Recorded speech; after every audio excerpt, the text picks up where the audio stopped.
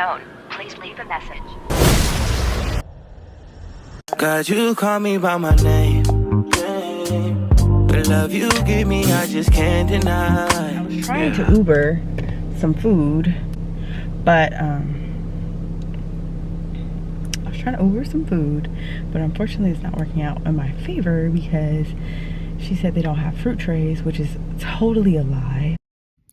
Okay, guys, so I tried to Uber Eats some groceries. I tried to get someone to order fruit tray, veggie tray, because I was welcoming someone from my church to my home and I wanted to have like little hors d'oeuvres, those snacks, right? And I'm looking at her ads to her cart and she kept saying stuff wasn't available. And I'm like, it's the grocery store. They got this stuff. So while the order was still being prepared, I literally just drove to the grocery store. Is that crazy? I pulled up and I found everything that she couldn't find, which shows you sometimes we doubt ourselves or we limit ourselves because we're being lazy. But often you got to be confident in the fact that you can identify it yourself and get it done. So I found all of this stuff and I prepared a beautiful fruit and cheese plate for my, she's like a leader in the church, and she just, oh my God, she's such a blessing to me, guys. And I'll just show you how everything worked out today. But it was like 2 days before my lunch, and I just wanted her to come over so I could, like, I don't know, organize and get things together. And that's exactly what we did, y'all. Stay tuned. You really, I don't know if you knew how much you helped me, because like I was nervous. I've never met a pastor before. I'm from like the church, the judgy church type thing. That's where I grew up in, like the everybody's disciplining you. You're wrong, that type of church. So I stopped going after I got to college, and you get distracted, and I eventually got really bad. So never met a pastor. I always was intimidated by pastors. And so I was very intimidated to come up to him. But you were like, go over there, because it's not. I was like, just go to you. And it changed like so much in me, because talking to him, he was like, there's no reason for you to be nervous like this. I will support all your candles. I don't care. And his wife's same support. Mm-hmm. I wish I had salt and pepper, but I just have a couple seasonings. So just so perfect. Okay, good. But yeah, it's just like something I've been focusing on with confidence. And after meeting him, I sat in the service, fell apart. Just because, like, if you could meet somebody who's impactful and then they are like, what's the word? Like, the word he was saying, it resonated with, there's nothing to be worried about. You're forgiven. God loves you. Because there's so many things in my life I always beat myself up about. But like when you talk to a pastor he has his own story. Yeah. So he's not perfect either. Yeah, his story is like crazy and gets crazier. And his wife's story, they're newly married. This is his second wife. This is his first wife, I guess, a few years ago. Like, and this is straight from him, so it's not gossip. Like, do you know Candace? Candace is his daughter.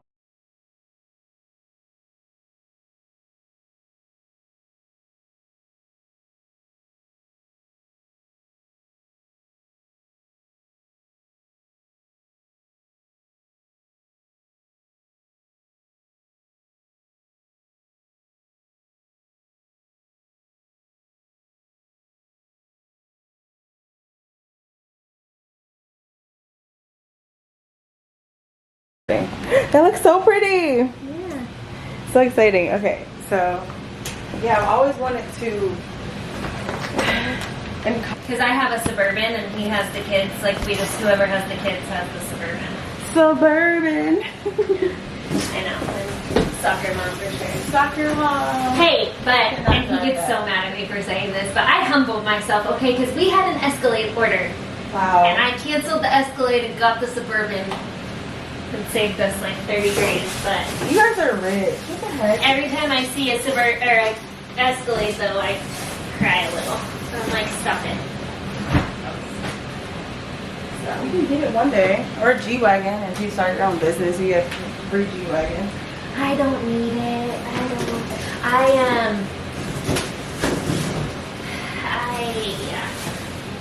After my kids are older, I'll get a little convertible again. Be happy. I mean, to be honest, I already had an Escalade in high school because I was a spoiled brat. But I was my dad's baby and he didn't have money, so he had me, and so he just got me whatever I wanted. Same. But it was like, it sucked because then I had an Escalade and then after that I had a Mercedes Cabriolet. But when I wrecked it, I was an adult and had to buy my own car. And I couldn't afford a Mercedes. When I wrecked it. Yeah, I got T-boned. I mean, it was totally my fault. And I was probably still drunk from the night before, to be honest. But Oh my God, would you like to hear a crazy story? yeah, I love crazy Ready? stories. I have a story for you. I don't know why I said it like that. Do you even know any of my stories? Do you know that I was an alcoholic and all that? No. Okay, well. But yes. I love to. Welcome to Party, Lauren. I could tell that like you have a story, which is causing you to be so intentional with how you treat people, and that's probably what God called you to do. Probably why He called you into that story. Anyway. But I would love to hear a story. I love stories. Don't leave out any details. Okay, here I was just telling her about the time in college where I made a boo-boo. Like, I don't know, my back was against the wall. I had drove into a building and almost got a $250,000 fine and 30 days in jail. But the building owners never showed up, so I got improper equipment, basically like a tail light out. It's just a testimony, though, because of how hard I prayed. I'll never forget that. That was before I even really knew about faith, and I just knew when you pray hard. I just want to let you know your car is evidence. You need to go to the precinct. He did not arrest me. Like the crazy favor. He was like, your car, you need to go to the precinct. Wow. So I didn't go, of course. I went to go where I had to go, which was to go get all my stuff out of that house with my mom. And it was a whole year that passed. Like, I got a new car, and then they called me and they were like, you need to come in. Like a detective, he was like, you need to come in. There's a warrant for your arrest on a Friday. So I called them. I was like, how do I turn myself in? They were like, you could come in Friday, but you won't be back until Monday. We won't. What are all these? So what are they? I mean, they're candles, but are they ones you made? Yes, the summer collection I made last year. Look at that. It smells heavenly. You like it? You can have it. You want that one? Well, I can pay you for it. Yeah, I love that one. I love floral. Yeah.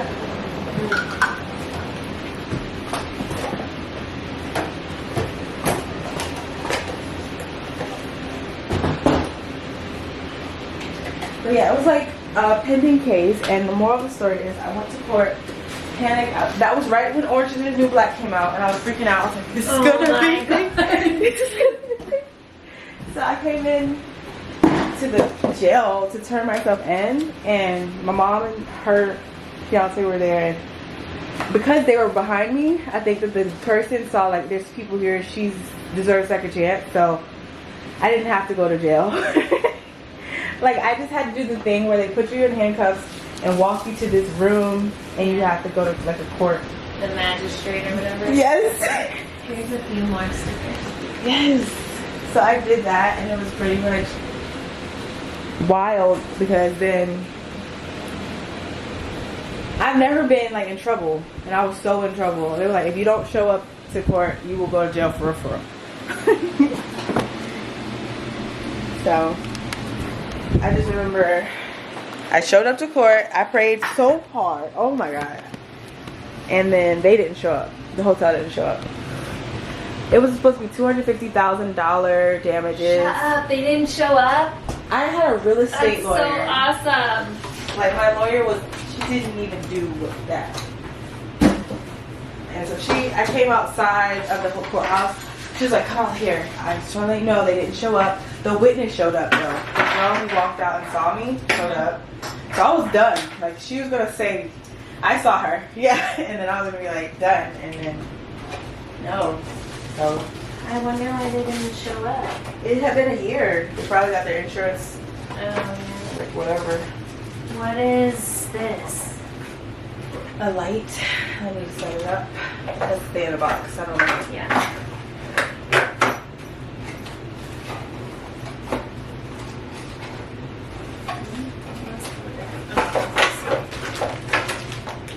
But yeah, that's some crazy story of mine. Okay, here's the progress we made. I'm turning the AC off. Okay, guys, that was so beautiful. We really just straightened everything up. She taught me so much about talking to people who go to church. Like, when I'm speaking to people who don't go to church, it's very much like, well, I don't know. The people I've met are like, they base their lives on logic. They base their lives on like what they're working on. They're very self-driven.